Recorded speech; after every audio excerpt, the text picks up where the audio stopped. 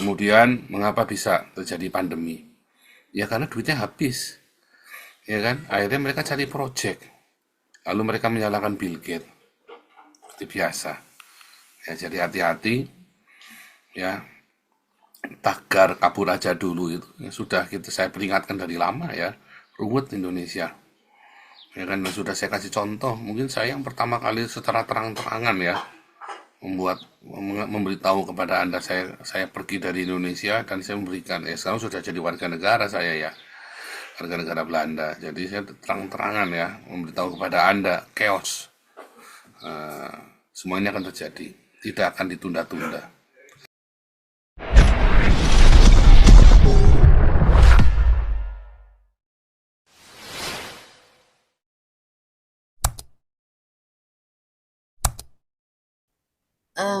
Terima kasih Bapak Pasupal untuk membuka minda orang-orang Indonesia ya. Ada dua topik hari ini, yaitu tentang dananya hibah Bill Gates ya, karena ya mungkin dulu kan beda presidennya. Kalau sekarang kan Pak Prabowo kan lagi memburu-memburu koruptor ya. Dan baru-baru ini sudah tertangkap Basna itu yang menyebarkan apa ya, memfitnah di dalam penegakan hukum ya. Jadi basar-basar itulah yang dibayar oleh koruptor yang telah ditangkap-tangkap itu. Dan ya mungkin ya karena Bapak Prabowo juga ingin membersihkan Indonesia dari koruptor. Tetapi kan tidak sesingkat waktu ya, memerlukan waktu panjang juga. Tahun ke tahun, kalau koruptor ini dibasmi, ya mungkin dana-dana yang di itu oleh Bill Gates itu ya terjaga juga, tidak sembrono seperti yang berlalu gitu. Saya yakin sih itu ya, karena Gibran juga anti koruptor, Pak Prabowo juga gitu. Nah, jadi yang kedua, kalau masalah chaos itu ya, kalau hukum ditegakkan, mulai dari Bapak Jokowi ini, dia membasmi orang-orang yang sakit hati itu, yang akan menjajah Indonesia ini, kan dengan penebar hoak dan fitnah dan ujaran kebencian. Kalau Bapak Jokowi tidak kuat untuk melawan itu, rakyat juga akan diruntuhkan. Nah, itu maksudnya. Tetapi kalau Bapak Jokowi kuat, ya kita yakin dan percaya bahwa orang-orang itu kan cuma sedikit kelompoknya. Sedangkan rakyat Indonesia yang membela penegakan hukum kan banyak gitu. Itu kunci daripada puncaknya chaos itu. Nah, baru-baru ini mahasiswa mengunggah meme ya yang paling jahat ya. Nah, kalau kepala sekolahnya membiarkan anak-anak didiknya sudah mulai ujaran kebencian, nah itulah mulainya chaos ya. Karena mulai dari anak-anak bangsa yang sedang belajar. Kalau kepala sekolahnya betul-betul menjaga murid-muridnya, itu tidak akan terjadi juga ya. Karena yang ditunggangi sering anak sekolah ya yang mau bergerombolan untuk demo-demo itu. Nah, jadi kepemerintahan Bapak Prabowo Gibran ini dia harus kuat untuk menegakkan hukum. Kalau hukum tidak ditegakkan, ya mungkin terjadi. Tetapi saya kira, ya yang ada satu lagi ya. Nah, para purnawirawan yang sudah pikun-pikun itu, yang sudah itu, rupanya ada yang menunggangnya ya. Ada yang menunggangnya juga, dan juga para pemfitnah masalah jasa Pak Jokowi juga ada yang menunggangnya juga. Kita telah melihat orang-orangnya seperti yang dibilang itu, eh, mereka minta dukungan dari reject itu, ya itulah orang-orangnya yang di belakangnya ya, kita sudah tahu semua. Kalau itu tidak ditumpaskan atau tidak dibasmi dari NKRI, ya memang hidup mereka kan cuma untuk ngacau supaya Indonesia ini chaos, supaya Indonesia ini perang, perang saudara, perang itu ya. Tetapi kalau Pak Prabowo mampu menangani ini, saya kira rakyat kita juga mendukung ya, tidak akan mudah untuk dipecah belah. Ya, itu kuncinya.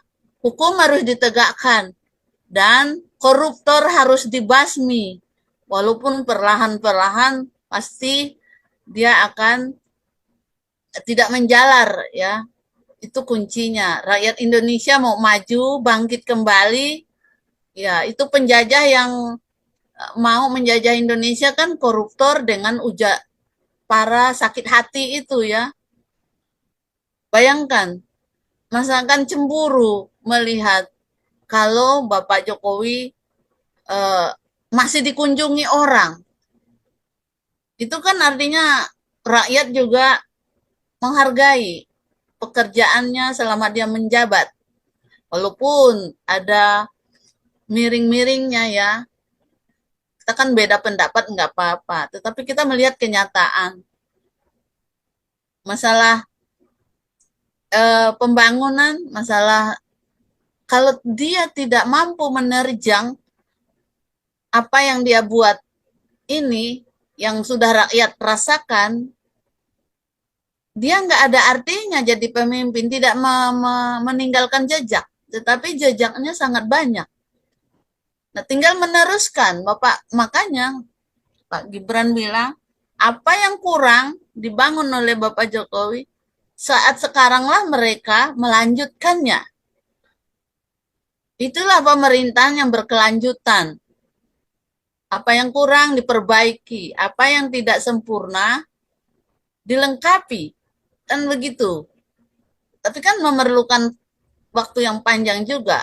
Nah, tetapi yang paling penting di pemerintahan Bapak Prabowo, hukum ditegakkan. Kalau hukum tidak ditegakkan, nanti para sakit hati itu semau-mau mereka untuk bertindak. Bayangkan, memfitnah itu lebih kejam daripada membunuh ya.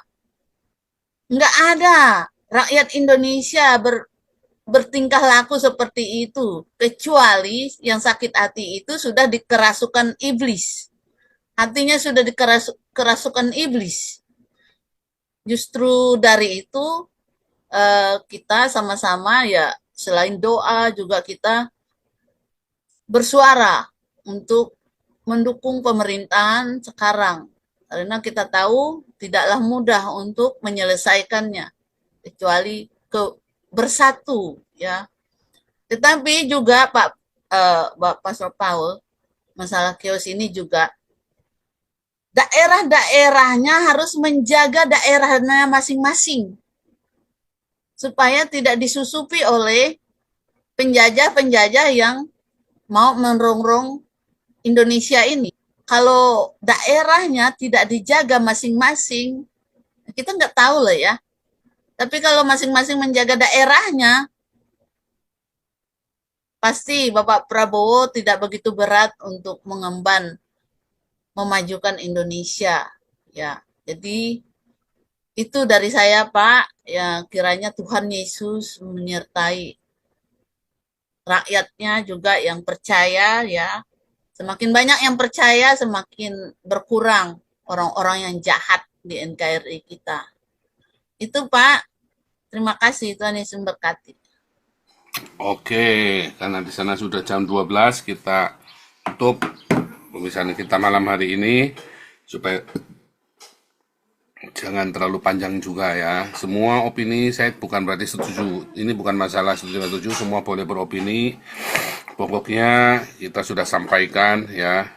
Dan saya selalu tutup ya, saya kembali mengingatkan. Mengapa bisa chaos? Karena perang antara sekte Yaman dengan Islam Nusantara. Mengapa bisa terjadi resesi ekonomi? Ya karena utangnya 8.900 triliun, bayar bunganya saja 500 triliun. Duitnya dari mana? Orang sudah hengkang semua investor. Ya, investor baru tidak ada, baru dapat uang dari Bill Gates 2,6 triliun tapi jadikan kelinci percobaan. Ya kan? Dan itu pun 2,6 triliun kan tidak di sekali ngasih begitu, udah dari tahun berapa itu zamannya polio kan. Kemudian mengapa bisa terjadi pandemi? Ya karena duitnya habis. Ya kan? Akhirnya mereka cari project. Lalu mereka menyalahkan Bill Gates. Seperti biasa. Ya jadi hati-hati ya.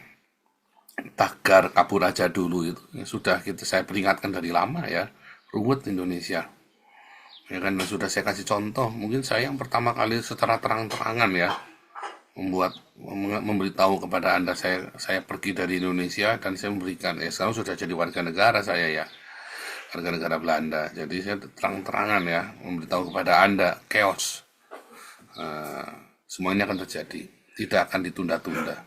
Hati-hati ya, yang bisa mengobati hanya ketika membawa Israel masuk. Untuk apa? Kasih vaksin yang benar. Untuk apa? Untuk mengobati. Untuk apa? Untuk kasih dana investasi dan mengajak negara-negara maju lainnya berinvestasi. Dan memang kalau di saat chaos begitu ya, orang-orang Islam ini udah hilang semua. Akan terjadi Islam itu ditinggalkan. Ya, karena chaos itu semua Islam sama Islam gelut sendiri, makanya akhirnya ya mereka terjadi pemurtad, silent murtad dari Islam ya, silent meninggalkan Islam. Itu ya. Oke, kita nggak pakai lama supaya jangan kelamaan, kita akan tutup misalnya kita malam ini. Saya terus sedang membuat format baru. Tuhan Yesus memberkati kita semuanya dan teman-teman semua yang terlibat di dalam diskusi malam hari ini. Kita ikuti kegiatan Yayasan Damaris ya.